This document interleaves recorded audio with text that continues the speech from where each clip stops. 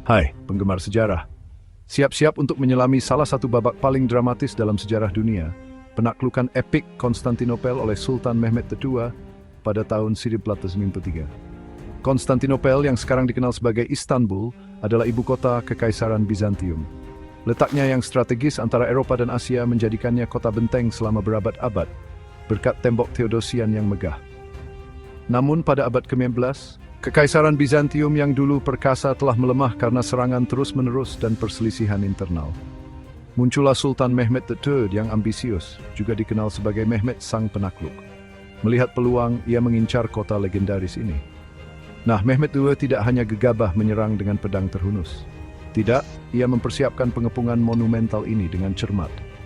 Pertama, ia membangun meriam-meriam raksasa dengan mempekerjakan seorang insinyur Hungaria bernama Urban untuk merancang monster-monster ini yang mampu menghancurkan tembok-tembok kokoh tersebut.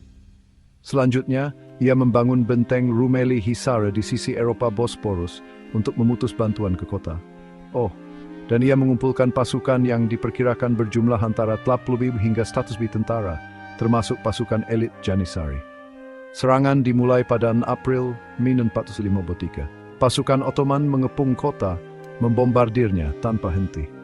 Di dalam, Kaisar Bizantium Konstantin Bilaz memimpin pasukan yang jauh lebih kecil, sekitar 7.000 hingga 8.000 orang. Meskipun mereka berjuang dengan gagah berani, jumlah mereka kalah jauh.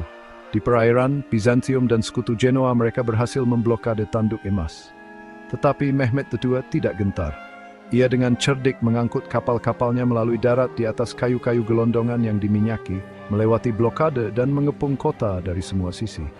Setelah lebih dari 50 hari pengepungan tanpa henti, pada 29 Mei 1453, Mehmed II melancarkan serangan terakhir habis-habisan. Dengan tembok-tembok yang runtuh akibat tembakan meriam yang terus-menerus, pasukan Ottoman menerobos masuk ke kota. Kaisar Konstantin Dulaz gugur dalam pertempuran, menandai berakhirnya Kekaisaran Bizantium. Mehmed II kemudian memasuki Hagia Sophia, mengubahnya menjadi masjid. Ia mendeklarasikan Konstantinopel sebagai ibu kota Kekaisaran Ottoman, menamainya kembali Istanbul.